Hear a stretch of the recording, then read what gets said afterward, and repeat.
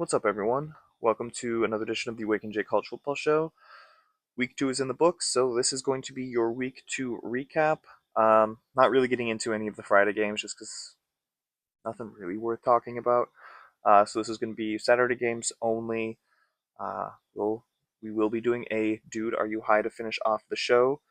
But honestly, yeah, nothing else to really get into before we start, so let's have a good Wake and Bake sesh and get right into it. All right, Week 2. Now, when you looked at this week, I think there was only one top 25 matchup. Everything else was either both teams were not in the top 25, or one was, one wasn't, that sort of thing. But if you really looked, there was quite a few good games to watch. Now, as we will touch on at some point, there was a lot of blowouts as well. A lot of teams hit 60 plus points today. It was quite crazy to see. And actually, you know what? I'll just say this before we even get into it. I did see a lot of people complaining, saying that look at this weekend of college football. This is a disaster. This needs to be fixed. Yada yada yada. Because you had, again, like I mentioned, you had a lot of teams win like 60 something to 10 to 7 to 3. A lot of major blowouts. And I get it. Those games are not fun to watch. Um, but they are necessary. Every team needs at least one, maybe two of those games a year because you know what? That's how these programs, these smaller ones, stay alive. Is they get this big paycheck from these big Power Four teams and these big universities that have a lot of money, and that's how they keep their athletic programs, their football programs, everything afloat. So these games are necessary. I know they're not fun to watch. I know you see it on the schedule and you just kind of roll your eyes and go, ugh, the viewing schedule is not great. You don't want to really go to that game. It is cheap to go to that game, though. But it happens. But they are necessary, unfortunately. In the minute that we try to do away with those games, we are going to see some of these smaller programs just start to falter, fail, or shut down completely. And I would hate to see that. So, as annoying as it is, as unwatchable as it is necessary. And honestly, I think it's also necessary for these Power Four programs as well because you have a game where, as we'll get into, by halftime or even after halftime, you can sit your starters, get your backup some runs. Quarterbacks, if you have like a freshman on the team that you're excited about, get him some reps, get him acclimated, some game time. It's necessary for both sides. It really is, and I know it sucks. I said that already. It sucks. It sucks. It sucks. But it is a necessary evil, I guess, if we want to call it that. All right. Enough with that. Let's get into Saturday's games. Starting with the noon slate.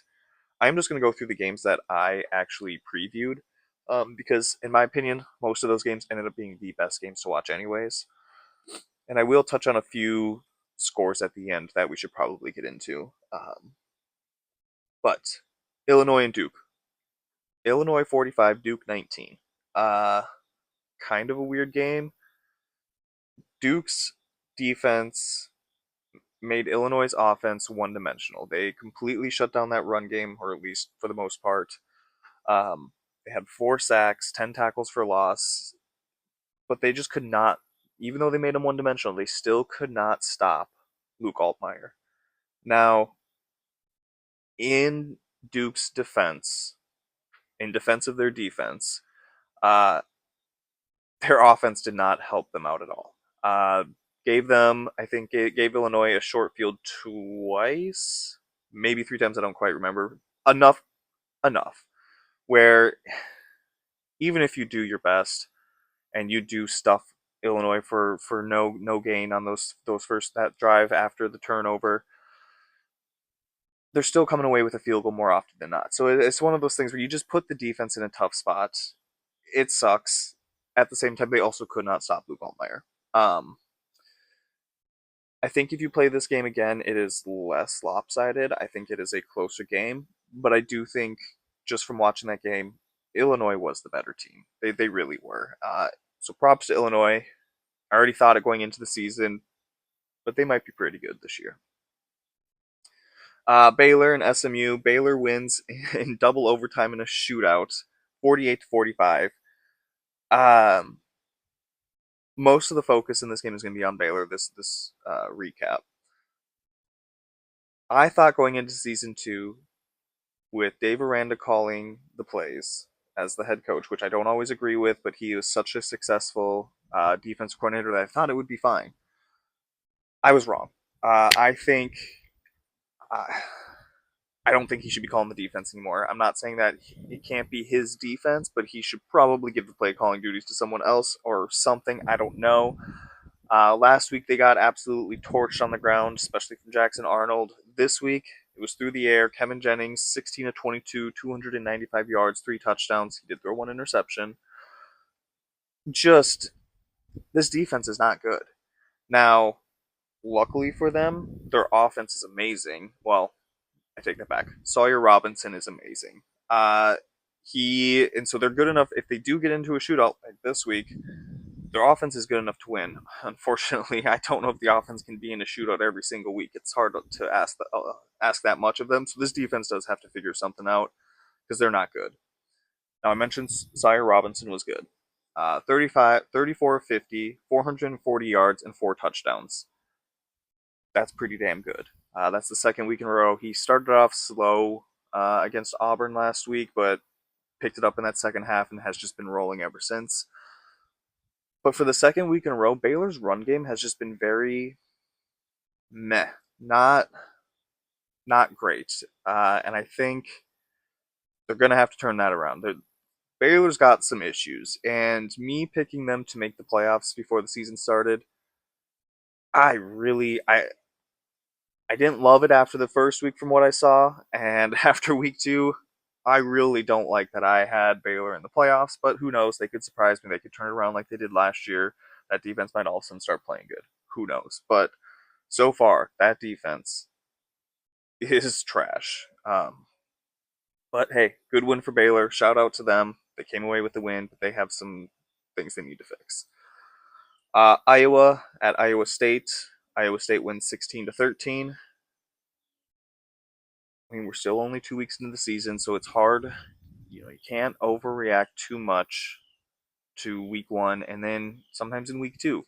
But it's been a trend for years, and it's a trend through 2 weeks. Mark Gronowski might not be that good. Iowa may not have a quarterback yet again. Now he did make some plays with his legs, which got them out of some situations. But in the end, I mean, I said it going into this game, the defenses were going to shine in this one. Iowa State's defense completely shut him down. 13 to 24 for 83 yards and an interception. Yikes. Just disgusting. Now, I can't just rip on Iowa's offense without just touching on how Iowa State's offense was also not great. Now, were they better than Iowa's? Yes, for sure. But like I said, the defenses are the ones that really shined. In the end, the difference, I guess you could say, was the fact that Rocco Becht was and is a much better quarterback than Mark Gronowski was and currently is. Uh, Both defenses shined. Iowa's defense allowed only 238 yards. Iowa State's allowed just over 200 at 214. Yeah, like I said, the difference was Rocco Becht. That is why Iowa State won this game. Um, Through 3 games for Iowa State, I will say, and I already said this going into this game, I am much higher on Iowa State going than I was going into the season. I had them starting the season 1-2. I think I had them finishing 7-5 or 8-4, something like that. But after the start to the season, do they have some things that they need to fix? Yes. Does every team have some things they need to fix through 2 weeks? Yes. Well, for them, 3 weeks, I guess. Uh, but I am much higher on Iowa State than I was going in. Final game of the noon slate: Virginia at NC State. NC State wins 35-31. Defense, similar to the Baylor SMU game, was optional in this one. Um, just so many explosive plays from both sides, not even just one side. Both sides had so many explosive plays. Both quarterbacks looked solid. Um, both run games, though, were absolutely unstoppable. In the end, though, Virginia needed this win. I said it to start the season. If Virginia wanted to make a bowl game this year, this was the season to do it, or just based on preseason expectations for everybody on their schedule. But to get to bowl eligibility, I feel like they just really needed this game. And unfortunately, they did not come away with the win. Now, Virginia fans could be slightly rejoicing. Who knows? Because I don't know what their feelings are on Tony Elliott. No, you don't root for your team to lose. At the same time, if they lose a lot this year, Tony Elliott's probably gone, and they may prefer that. So I just don't know where they sit at this moment. They did have a shot to win this game, though. They were driving late in the game. I think there's like just over a minute left. They were in the red zone, and Chandler Morris just threw such an ugly. It was a terrible throw. It was right to the defender. He didn't put enough air on it. Put it to the right shoulder. I don't know what exactly he was trying to do there. It was a terrible throw. NC State was able to intercept the end zone and completely ice the game after that because it was, like I said, maybe a minute left.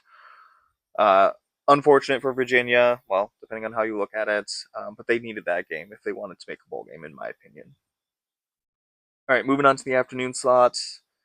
I mean, we are not going to touch much on this game, even though I did preview it. Oklahoma State 3, Oregon 69. This game was over in the first quarter. Oregon was up 20 to nothing, just like that. Going into halftime, it was like 49 to 3 or something, 40 something to 3. I know that much. I mean, it was over. And you got to think Mike Gundy's got to be done, right? Whether or not they give him the option to step down on his own, give him basically say you're fired if you don't step down. You've been with us long enough. We'll give you that right, that respect. But if you don't, we're firing you type of deal. I'm not really sure, but I feels like he's got to be done. He's probably going to survive the rest of the season. Probably doesn't survive the off season, is my guess. Just an abysmal performance from Oklahoma State. Zane Flores, 7 of 19, 67 yards and two touchdowns. Or two touchdowns, sorry, two interceptions. He did not throw two touchdowns. Well, actually, technically he did because both of those interceptions were returned for touchdowns. So I guess Zane Flores did throw two touchdown passes just to the wrong team. Offensively, overall, 211 yards of total offense. Just brutal.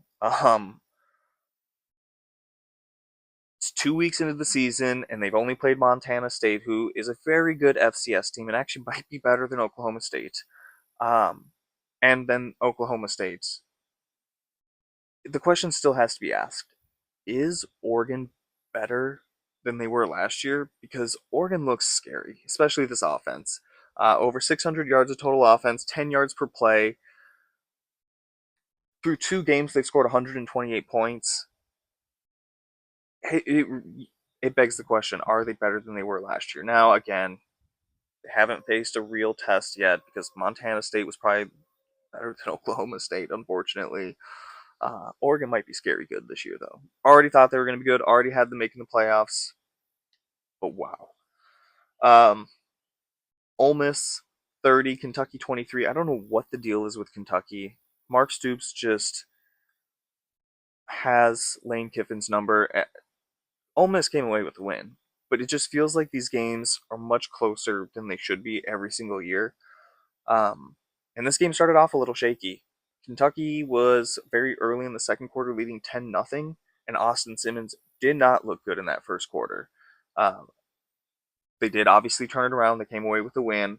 Um, but I feels like, and this could be an overreaction, but through 2 games, Austin Simmons, still young, still talented, still has potential to be great. He might be the reason though that they lose a game or two this year, or 3. Who knows? Because yeah, he did not look good to start that game. Now, obviously, like I mentioned, he did turn it around though, but first quarter was rough. Uh, Kentucky. I mean, we knew this, especially after last week, but they have a QB problem. I think I saw the stat at one point during the game. This so far through 2 games, or at that point in that second game, Zach Calzada was like 1 for 11, I think, on passes that were 11 plus yards downfield or more. Um, that's bad, dude. 1 of 11 on throws further than 10 yards, essentially, is what they're saying. I just not great. This week he was significantly better than last week, I guess, because it was almost impossible to not be. But he is still terrible, and I feel very comfortable in saying this, especially as we'll talk about a game later on. Kentucky is the worst SEC team this year, and that's without question. Now, it was already a debate going into the season. I think I had them as the third worst. Through 2 games, I think I can say that they are the worst. Uh, Rivalry renewed. Kansas at Mizzou. And this one hurt because I am a pretty big Mizzou hater. But Mizzou comes away with the win 42-31. And my biggest concern for Mizzou heading into the season was that they might actually be really good because I really liked what they did in the transfer portal. Now there's obviously question marks about can Bo Pribula throw the ball because the way we saw Penn State use him was with his legs, so we knew he had that ability and that he was always going to be dangerous with his legs, but we didn't know how he was as a passer. But through 2 games, my goodness, he looks great. He really does. Against Kansas, he was 30 for 39, 334 yards, 3 touchdowns, and I think only had like 6 yards rushing. He didn't even have to. Well, I mean, he did a few times, but he didn't have to utilize his legs essentially. Because you know what, Mizzou also had 2 running backs go for over 100 yards. Mizzou might be really good, guys, and that I don't like saying that because I am a Mizzou hater, but I really like the guys that they got in the transfer portal have been balling out, and that's scary. Kansas, their defense might be really bad. Fresno State's offense and I think it was Wagner, which obviously Kansas was going to beat them. They might just have really bad offenses because Mizzou had no issues moving the ball on this defense. And offensively, all the questions that we had going into the season reared their ugly heads. There was questions regarding the receivers that Jalen Daniels was going to be throwing to. Turned out to be an issue today. There was concerns on how do you replace Devin Neal. Turns out that was a concern today. Offensive line does not look great. Jalen Daniels was that whole offense and a little bit of Hanukkah. Just brutal. Everything that we thought was going to be a liability or could be was in this one. Jalen Daniels was the leading rusher for this team with 17 total yards. They ran the ball 19 times and had 28 total yards. That's bad. That is so bad.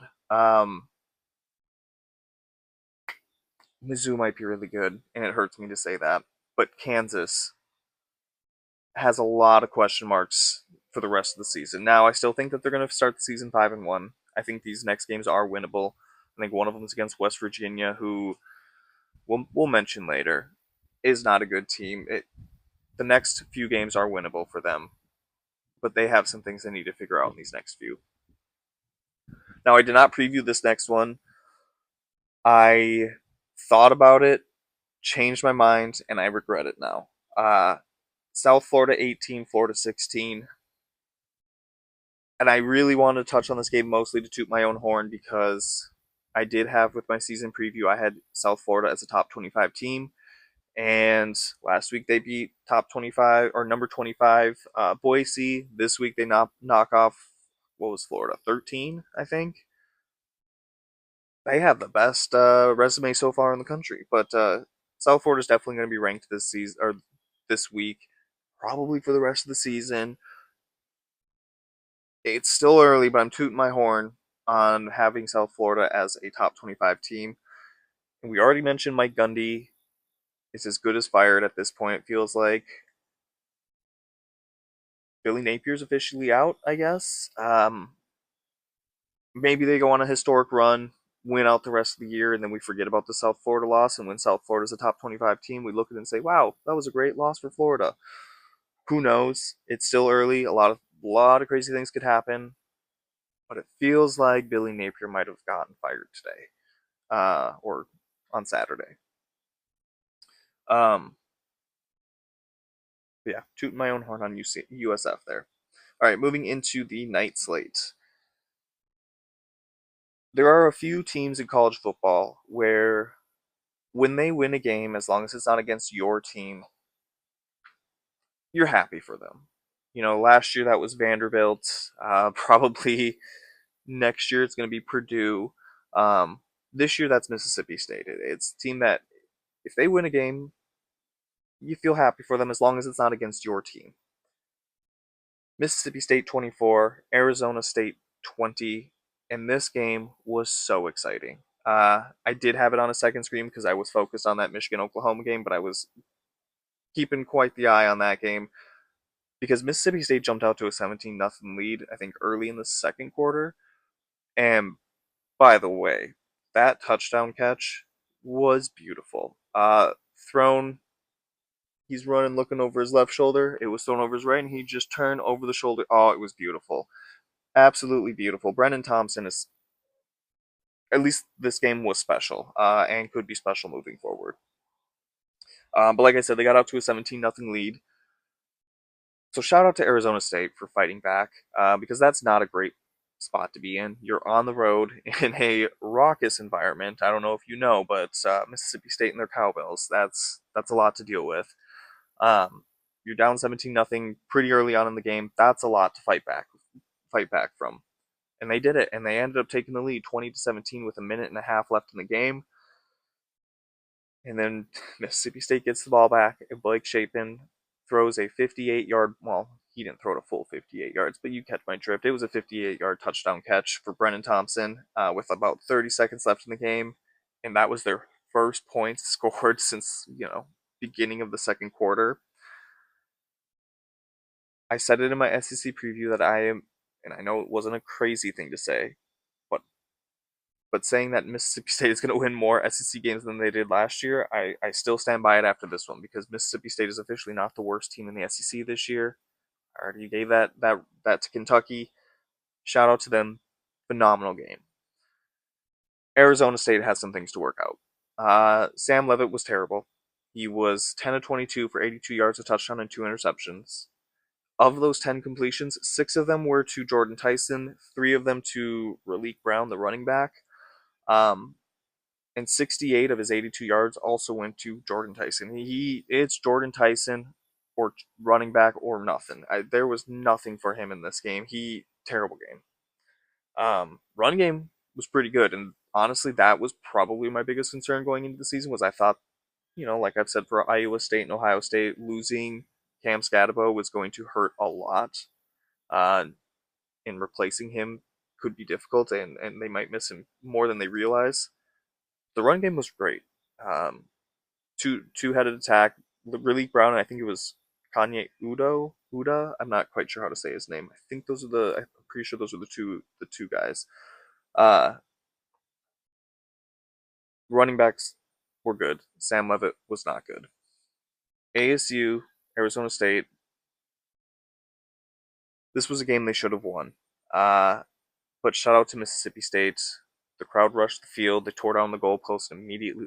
I swear, it was less than 5 minutes after the game had ended, and they were already walking out of the stadium with the goalpost. They wasted absolutely no time.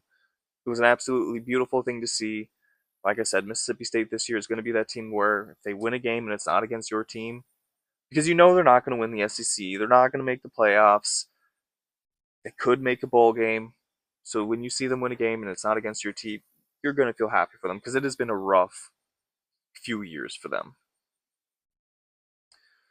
And then moving on to the sweetheart of last year, Vanderbilt 44, Virginia Tech 20. And I said it going into this game. I don't know if I said it on here, or if I said it on my when I gave up my 5 picks. The wrong team is favored in this one. I think Vanderbilt is the better team. That Vanderbilt should have been favored. Obviously, they're on the road, so it's hard to give them the to have them be the favorites. They won this game by 24 points.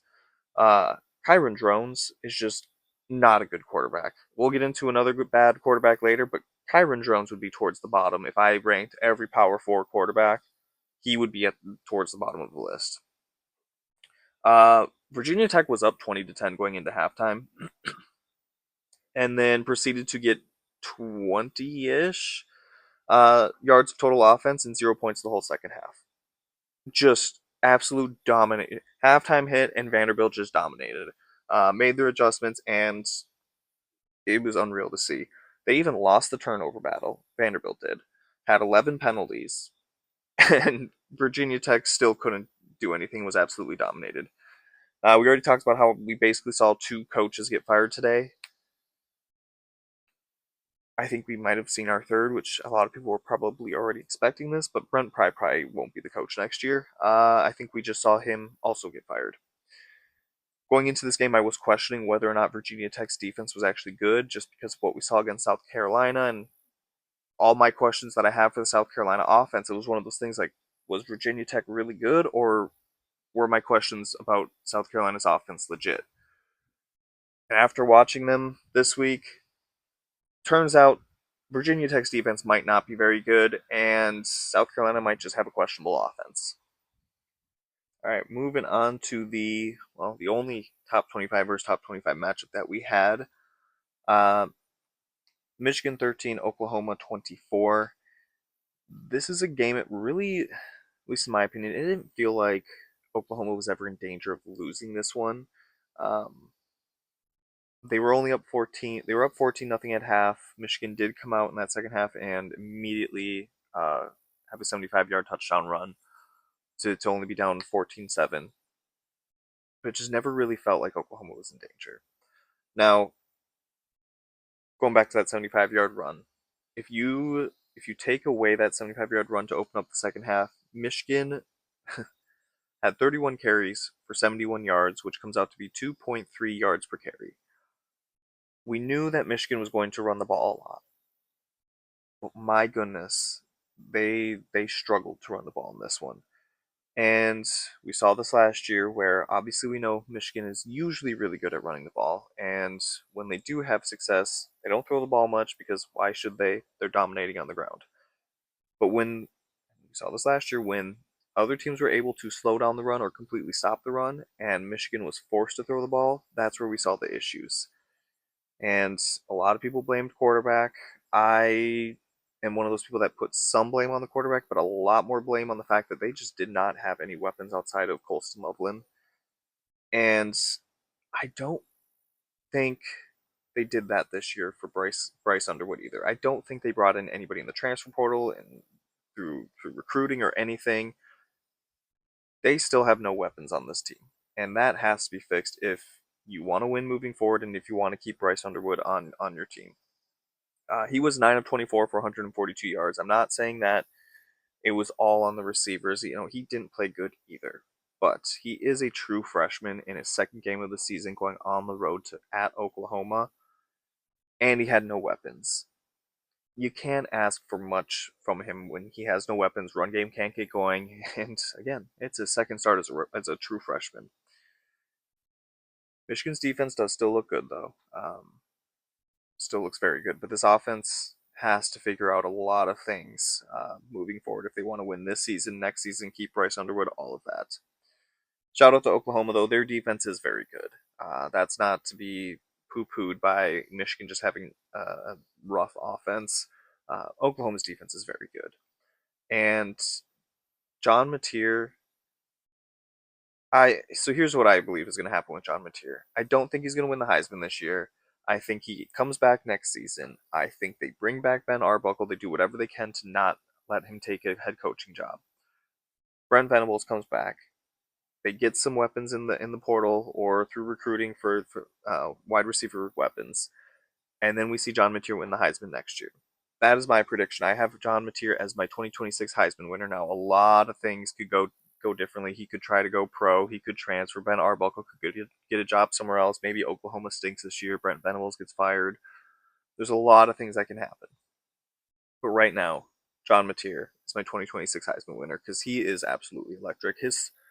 He had a few throws that I'm sure he wishes he could take back. Now, Michigan wasn't able to capitalize on some of the bad throws. They dropped an interception. Oklahoma receiver started playing defense in that one. Um, but he is absolutely electric with his legs. Give him a second season to be comfortable with Oklahoma with those teammates, and we see a Joe Burrow-esque season next year where he just goes off and he wins the Heisman. Boston College 40, Michigan State 42 in double overtime. I'll be honest, this was my third option to watch. I was focused mostly on Michigan and Oklahoma and Arizona State and Mississippi State, but I did have this one on to keep an eye on. And the few times that I was watching that game, Boston College looks like they have a legit quarterback. Now, he was great last week, but it was against Fordham, so it's hard to really take much from that. And who knows, maybe Michigan State's defense is just really bad this season. But he still went 34-45, 390 yards and 4 touchdowns. Boston College has a great quarterback this year, it looks like. Now, the only problem is second week in a row, run game was just very well, it was not good. It was not great. Last week they struggled to run the ball against Fordham. I'm sorry, even if it's the first game of the season, if you're struggling to run the ball against Fordham, you're not going to have any success against Michigan State. Doesn't matter how bad Michigan State's run defense might be, it's going to be better than Fordham's. Did not look great. They lost the game. You can argue whether or not the run game is the reason they lost or not, but I do think if they don't get that figured out, at some point it is going to become a problem for this Boston College team. Shout out to Aiden Childs. I thought going into the season that he was going to take another step forward as a quarterback because we did see that happen last year. Threw for 4 touchdowns, ran in another one. I think he's going to have a good year. I'm not saying Michigan State's going to be a great team. I do think they make a bowl game, but I do think we see Aiden Childs take that step forward that we want to see. All right, and then the last game that we're going to get into, in full transparency, I did not watch this full game. I watched only part of it. BYU 27, Stanford 3. In the little bit that I did watch, which was basically just the first half, Ben Gulbranson is the worst Power 4 quarterback. I said that going into this weekend, and I'm standing by it now. He is the worst, and I just feel like there's no way he is the best option for a quarterback on that roster. There's just no way that he won the job by a lot. I don't believe it, and maybe it is the case. Maybe their other quarterbacks are just that bad or just that young. I just have a hard time believing that you can't throw somebody else out there who won't be a better option. Now, Stanford might win in a few weeks against San Jose State. That's a game that they could possibly win. Other than that, I don't see them winning another game this season. That is really their only shot, in my opinion, to win a game. Uh, unless they are hiding another quarterback on that roster that they decide to magically throw out, and he is just awesome. But I don't see that happening. This Stanford team is brutal. Um, Saturday against BYU, they were 2 of 13 on third down, 161 total yards, less than 3 yards per play, and had 3 turnovers.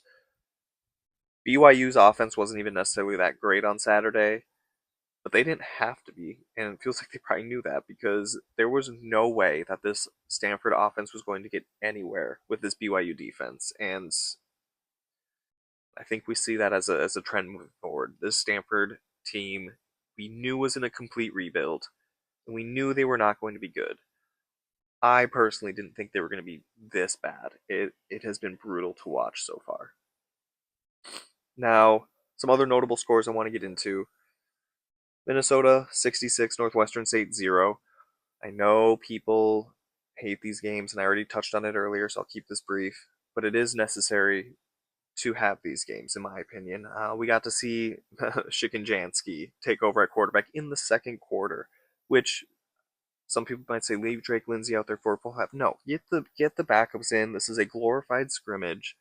Let's get them some playing time. Let's see what they got. Get us excited for the future as well as this year. Um, Clemson 27, Troy 16. This game had people nervous early on. I think Troy was up 16-0 if I remember correctly. I I personally didn't think that there was any way that Clemson loses this game. I do think it was a little concerning that they came out flat in that first half, but they did just have a huge game against LSU. You could argue this was a game that they start off sluggish. We do see that with teams. I'm not pressing the panic button yet on Clemson. I still think they're going to be a very good team this year. They just had a bad first half. They ended up winning the game by 2 scores. I'm not worried, but some people were. Syracuse 27, UConn 20 in overtime. We'll touch on this one here in a minute. But my goodness, I thought Syracuse was going to lose this one for a second there, and I think the biggest overreaction, I guess, you could probably take from this game is that maybe that Tennessee win over Syracuse doesn't look as impressive now because Syracuse might actually be really bad. Now, if we really break down that game, they had a few bad drives where they got in the red zone, turned the ball over, this or that. In the end, I think if you played this game over again, Syracuse does not win in overtime by just 7. Um, but one overreaction you could take is Tennessee's win over them might not be great. Ohio's not sorry, I almost said Ohio State. Ohio 17, West Virginia 10. I just wanted to mention this one because West Virginia, I'm not trying to poo poo Ohio because I do think that they are a very good MAC team. West Virginia, on the other hand, though, might be very bad this year. We knew they were going to be bad. We knew they were going to be at the bottom of the Big 12 or the bottom. I do still think they're better than Stanford, but they are a very bad team this year. Parker Navarro threw like 3 interceptions, and they still came away with only 10 points and lost. And another team that might not be very good this year, Kansas State. Army 24, Kansas State 21. When you play service academies, time of possession is crucial. Scoring on the limited possessions that you do have is crucial. You're never going to score as many as you would like. The game is always going to be closer than you would like. Unfortunately for Kansas State, they lost. Army just whittled them down and eventually took the lead in that fourth quarter, and Kansas State couldn't take it back. Um, Not a great start to the season for Kansas State. I think there might be trouble in Manhattan. Okay, getting into the betting recap. So, this weekend, it was so close to the 5 picks I gave out, so close to going 5-0. It was also so close to going like 2-3. In the end, we had a 4-1 weekend. The parlay also hit, so the parlay's 1-1 on the year already. We are 6-4 overall, so this is not we didn't get the start that we wanted in week 1, but we turned it around in week 2, like I said we would, and we're just going to keep that moving forward. So just to recap the picks, I had Syracuse minus 6.5, which I thought was dead for so long, and then it goes to overtime, and they come away covering. Insane. That one I thought was so dead, and it came back to life, and is the reason we went 4-1, but also the reason we almost went 2-3. Vandy plus 1.5 in that second half, never in doubt. Like I said, the wrong team was favored in this one. Kansas State under 31.5. I said it, when you play a service academy, points come at a premium, and sure enough, they did in this one. Kansas plus 6.5. This one hurts because this was covering all the way up until about a minute and a half left in the game when Mizzou broke a long touchdown run. And then we had Iowa State minus 2.5, which again also didn't cover, but they did win by 3, won by a field goal. So that led to our 4-1 weekend. Kansas almost got us to 5-0. And then the powerful moneyline parlay, which was Iowa State, Syracuse, Rutgers, and Vandy, all coming in at plus 410. They all won. Some of them cut it close, but guys, we had a great week in betting, and we're just roll that into next week and keep that moving. All right, finishing off though with my favorite segment. Dude, are you high? And this week, that goes to Florida defensive lineman Brendan Bett, who Florida's up 16-15. It's late in the fourth quarter. I think just over 2 minutes left. USF gets the ball and is trying to drive to, win the game. They are on their own 24-yard line. It's 1st and 10. They run the ball for no gain, and all of a sudden there's a flag thrown, and Brendan Bett gets ejected from the game. And they look back at the replay, and he got in the face of a USF lineman, spit in his face. And the worst part about it, which you should never spit in somebody's face, that's just disrespectful, it's trashy, it's whatever. There was a referee standing right there, watching like 2 feet away, watching the whole interaction, and saw the glob of spit fly out of his mouth at him. Immediately, flag is thrown, he's kicked out of the game. USF gets a first down because of it, and then the next play they throw a screen pass, get deep into Florida territory, and it was game over from there. I'm obviously not blaming him for the loss because there were so many other things that could have contributed one way or the other in this game. But not only should you never spit in somebody's face. I'm not condoning that in any way, shape, or form.